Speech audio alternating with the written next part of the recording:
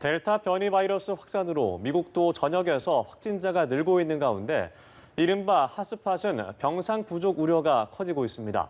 백신 접종률이 낮은 젊은 층을 넘어 어린이 환자가 늘 것이란 전망도 나오는데요. 워싱턴 연결해 자세한 소식 알아봅니다. 이경희 특파원.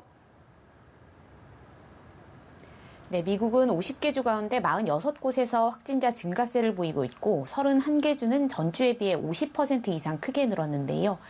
미국에서 인구수가 가장 많은 캘리포니아 로스앤젤레스 카운티는 최근 한 달 새 신규 확진자가 6배 증가한 것으로 나타나고 있습니다.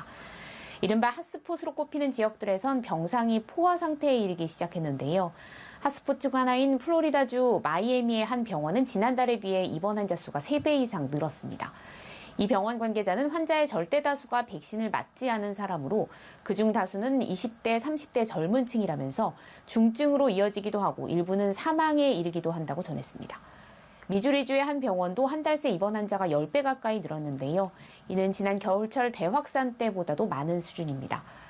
과거 확산 때는 환자들이 더 나이가 많고 기저질환도 있었는데 지금 환자들은 더 젊고 건강한데도 증상이 심한 상태에서 병원에 오고 금세 악화한다는 게 병원 관계자들의 전언입니다.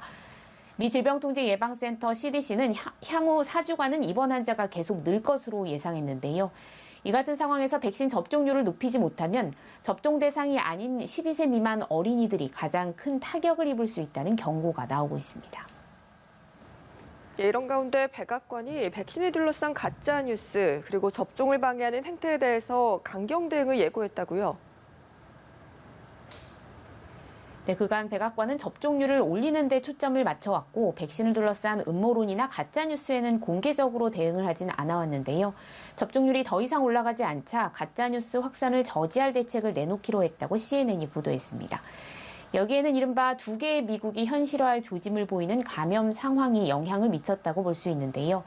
공화당 지지세가 높은 지역을 중심으로 가짜뉴스가 계속 확산하고 있고 공화당 의원들까지 접종 동료를 나치에 비유하는 등 합세하면서 접종률 격차가 점점 더 벌어지는 실정입니다. 백악관은 젊은 층 백신 접종 동료를 위해 큰 인기를 끌고 있는 10대 팝스타를 브리핑에 등장시키기도 했습니다.